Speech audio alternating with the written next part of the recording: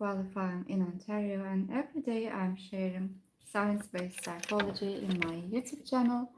And today we will be discussing about athletes, high achievers, overachievers who might have setbacks or injuries, accidents, and who are trying to adapt to these challenges and to come back into their career.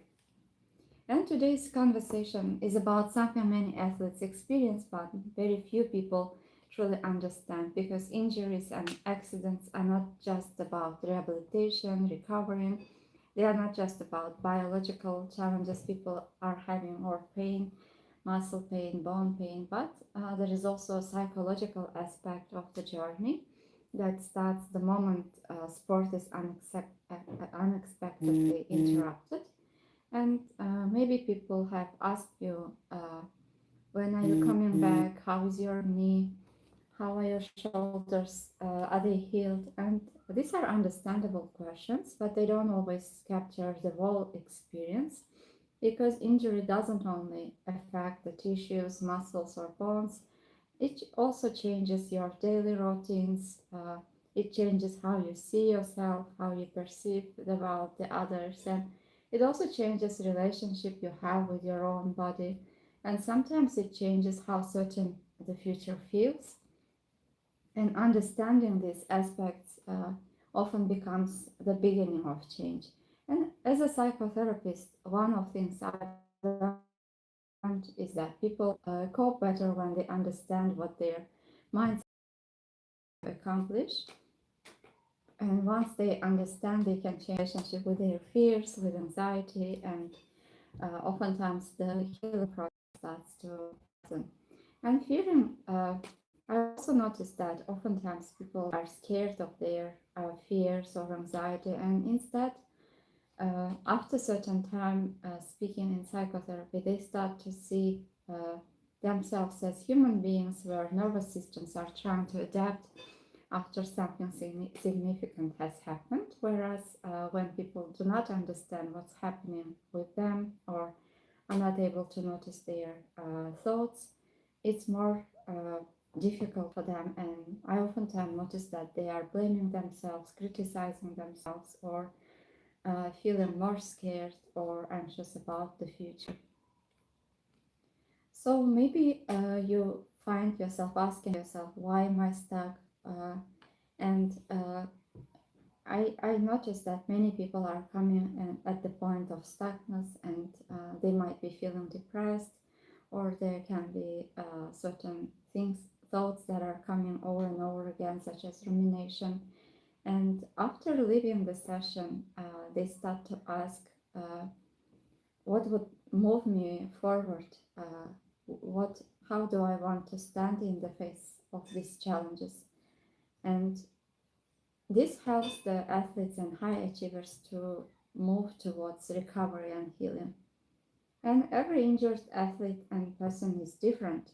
For instance, two athletes or high achievers may have the same injury, the same surgery, the same rehabilitation program, but emotionally they may have completely different experiences.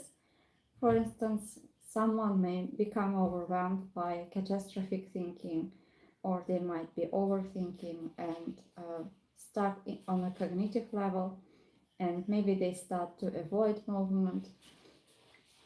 And other people might isolate themselves or disconnect from teammates, and somebody might lose confidence, another person might become incredibly self-critical. So in psychotherapy, by asking questions, we are helping the people to understand where do they exactly feel stuck, and we are working towards the version of them that they want to become, towards the change. And your brain isn't only remembering the injury, it's predicting the future. Have you ever noticed yourself becoming tense before performing a movement that once caused you injury?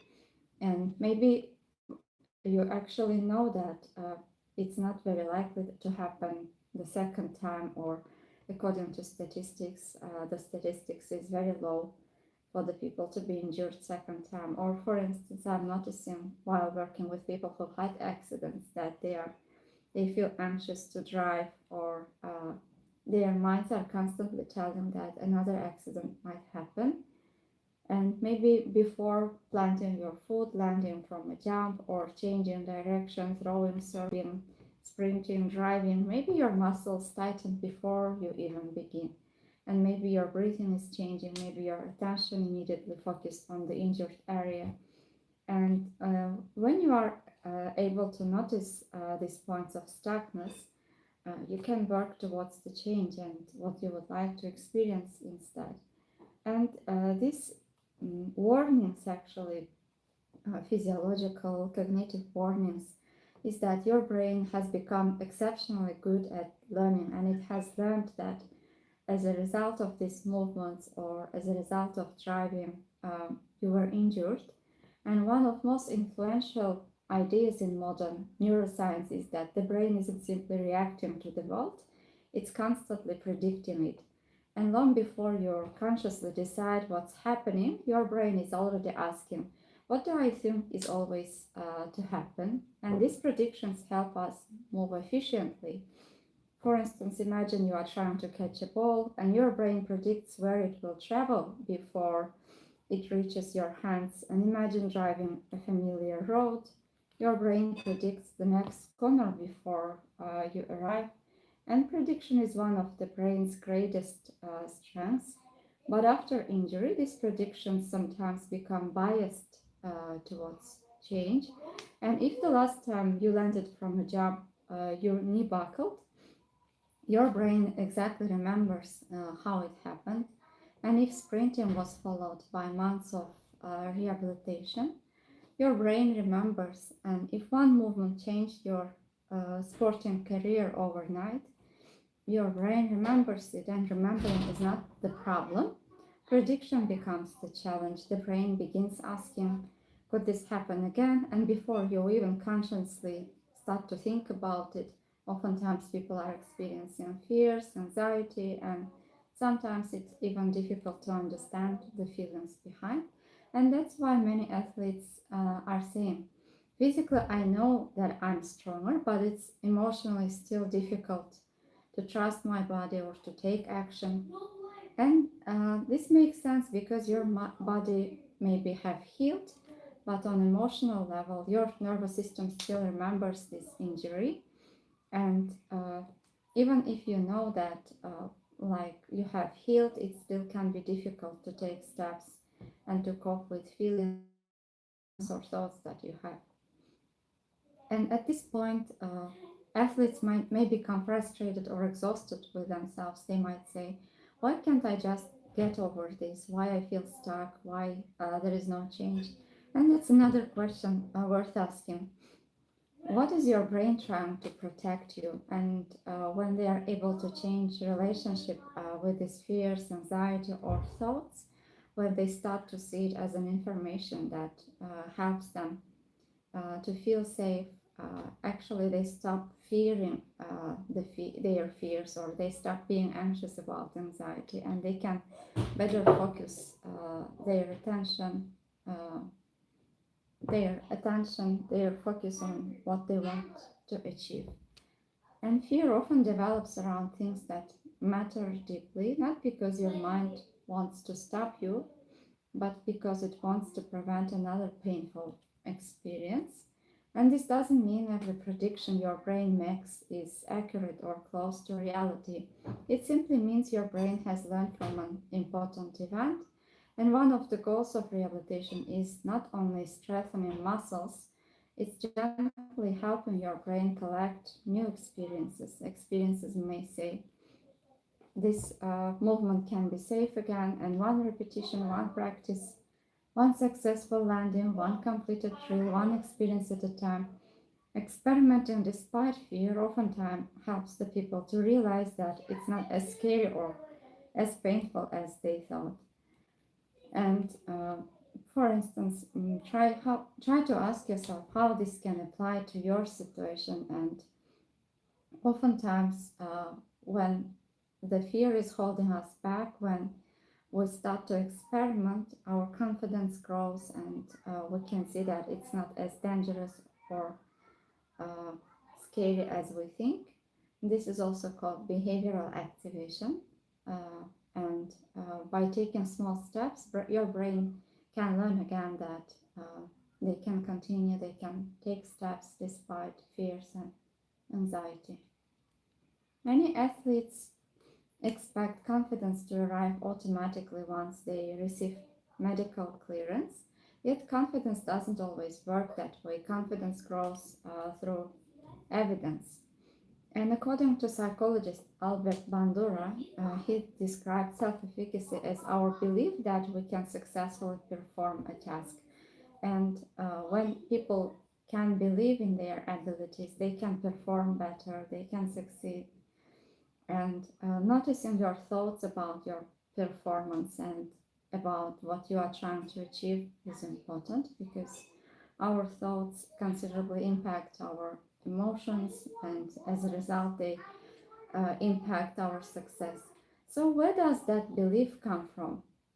Not from wishful thinking, not from positive affirmations alone, not from lived experiences. Every successful rehabilitation session, every completed exercise, every movement your body performs safely, your brain slowly begins updating its expectations. Confidence becomes less about convincing yourself, more about recognizing that evidence you have already created. And that's why comparing yourself to someone else's recovery can be so discouraging. And your brain isn't collecting their experiences, your brain is collecting yours. And recovery isn't a race, it's a learning process. And each time when you are acting despite the fears, anxiety, your brain is slowly learning and becoming curious about things that are around you. And can you remember any movement or skill that you have practiced that felt frightening for you, but after that it started to feel easier after a month?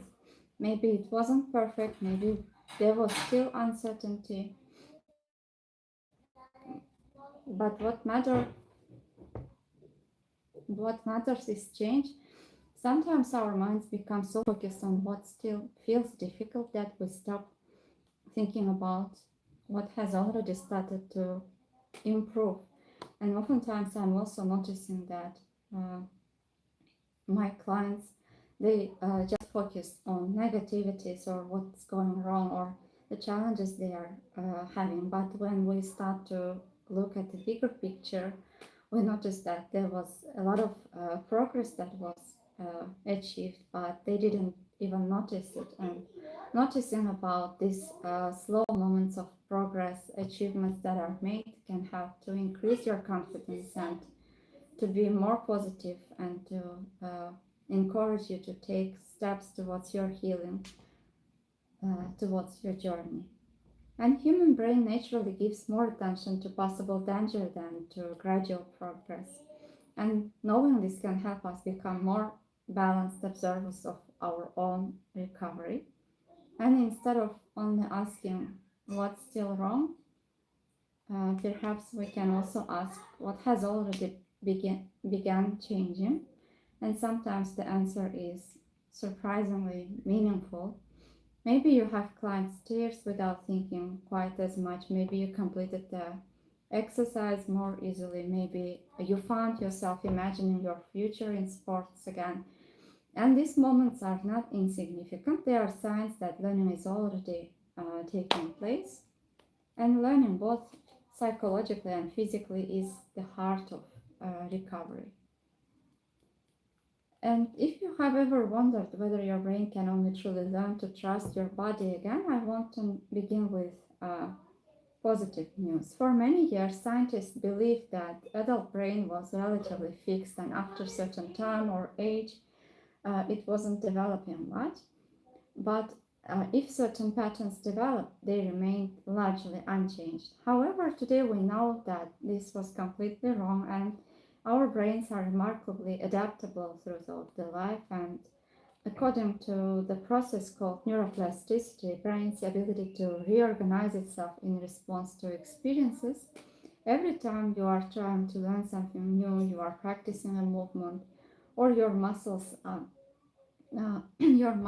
are moving. According to experiences, feelings, and knowledge that surround you, your brain is able to develop itself. And there are networks of neurons that are communicating, connections are being strengthened, predictions are being updated, and motor patterns are becoming more refined. And in other words, rehabilitation is not only happening in your knee, shoulder, ankle, or back, it's also happening inside your brain. And this changes the way we think about recovery. And instead of asking, how quickly can I get through rehabilitation? Another question becomes more helpful. What's my brain learning from today's rehabilitation session? And every repetition teaches us something, that if you avoid every movement because fear tells you to avoid something and thinks that something terrible will happen to you, your brain may also learn that avoidance keeps me safe. And if you're constantly avoiding certain things, your brain might start to interpret it as if there is really danger, whereas this activity, for instance, is not dangerous. But when we gradually practice movement that is suitable for your stage of recovery, your brain also begins collecting new information. And you might notice that you have completed that movement, nothing harmful happened, and perhaps you can do it again. And noticing this helps to increase confidence for people.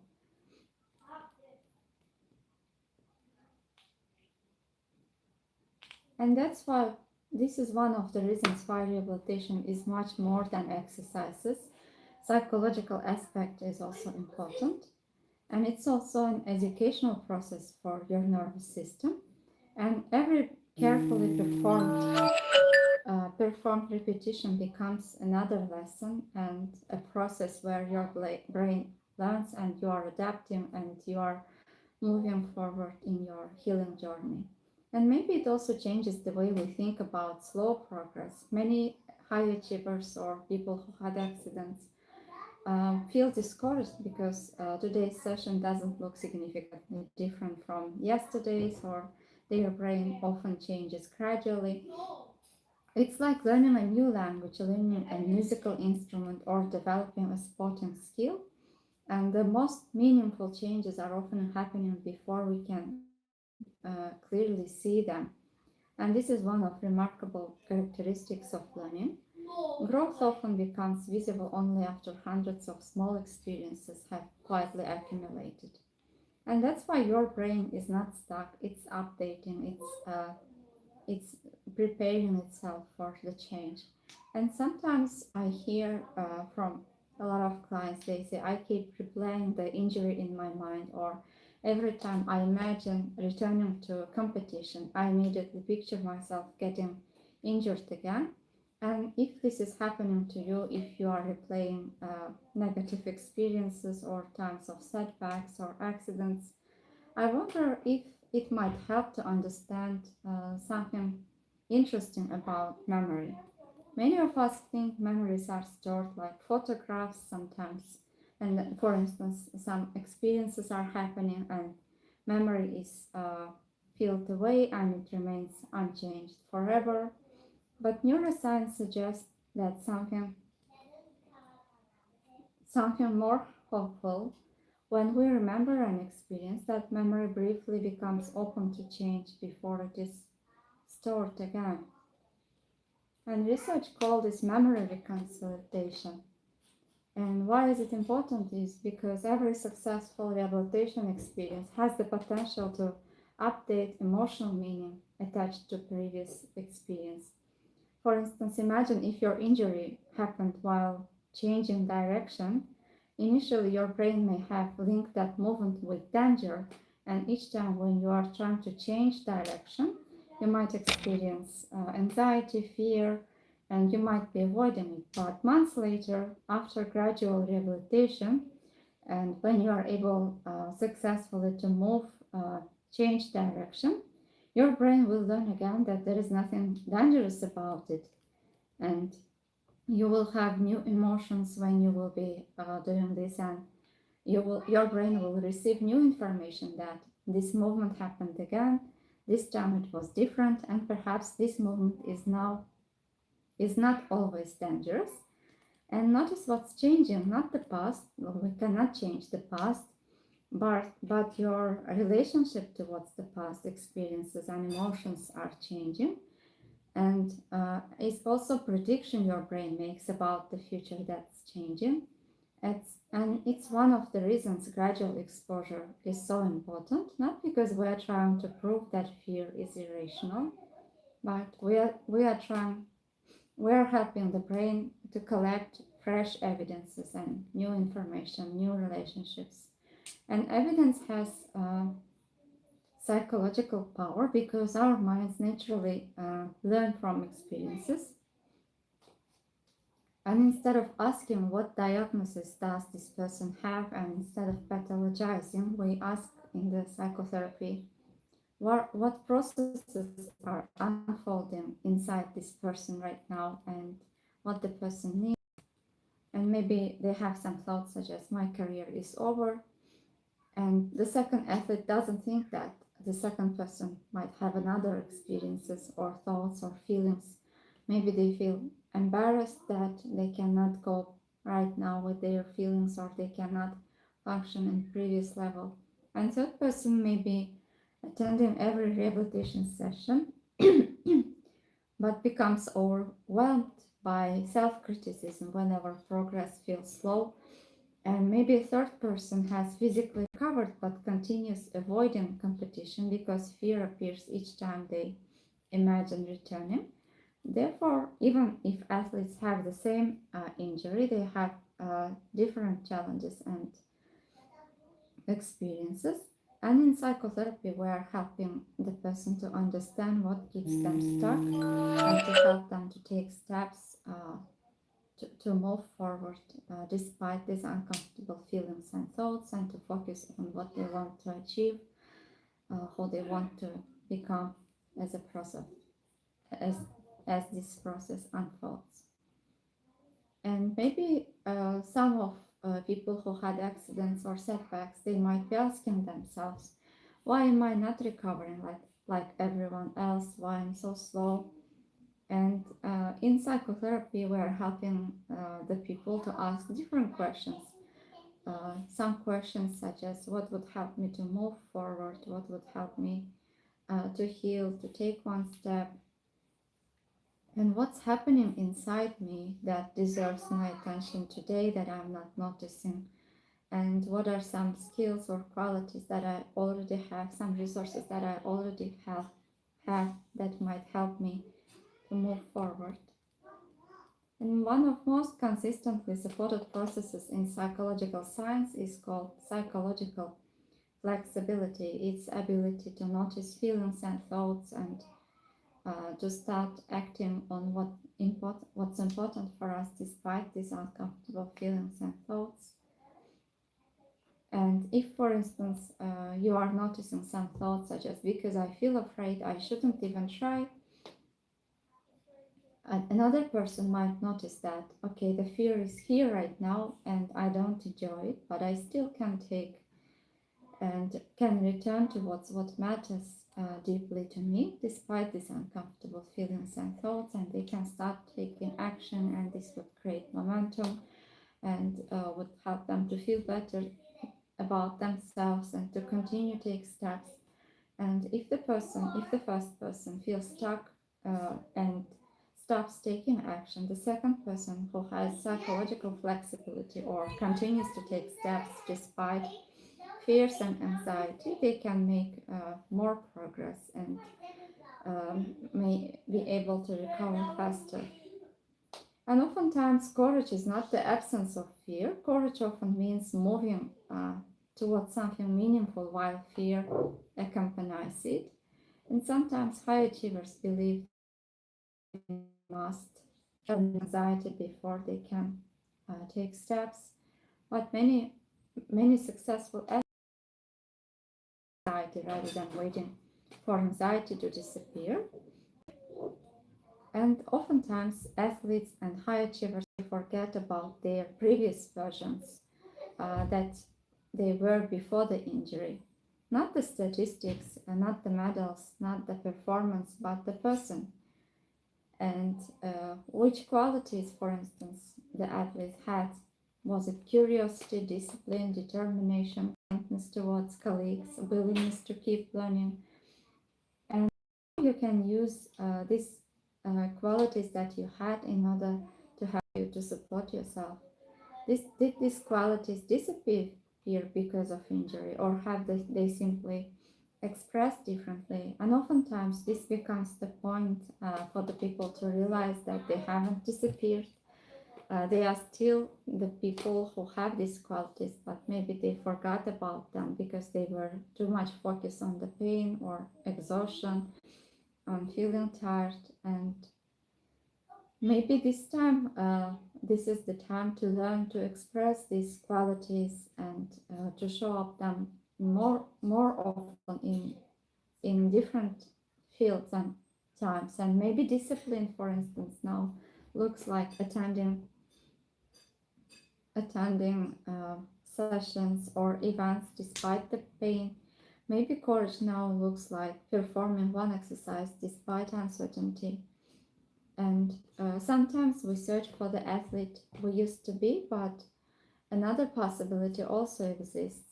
We are becoming an athlete or high achiever with even more psychological depth than before, and even without realizing, sometimes we are becoming stronger.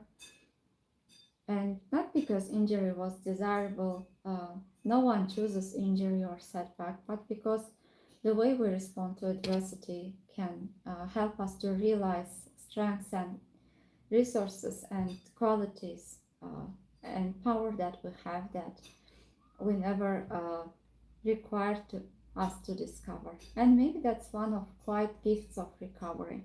Not that suffering makes us stronger automatically, but that recovery gives us opportunity to develop qualities that may continue supporting us long after the injury has healed. And maybe this is an opportunity for us to support other people better, to understand others better. Thank you for your time. Thank you for your attention. Don't forget to subscribe and turn on your notifications if you want to learn more about these topics. And see you in the next sessions again. Take good care of yourself.